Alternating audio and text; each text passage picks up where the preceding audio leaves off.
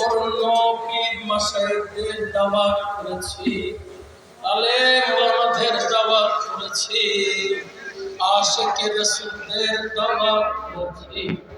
মাওলা গো, এত বড় হতভাগা আমি, মেহমান দাওয়াত করে বসাইতে দিতে পারি নাই, ভালো ব্যবস্থা করতে পারি নাই, মাথার উপরে ছায়া দিতে পারি নাই। মাওলা গো, তোমার জানার বাকি দাও, আমাদেরকে তোমার আশিক বানাইয়া দাও, আমাদেরকে তোমার গোলাম বানাইয়া দাও, তোমাকে অনুসরণ করার সুযোগ করে দাও, আমাদের মুনাজাত কবুল করে নাও।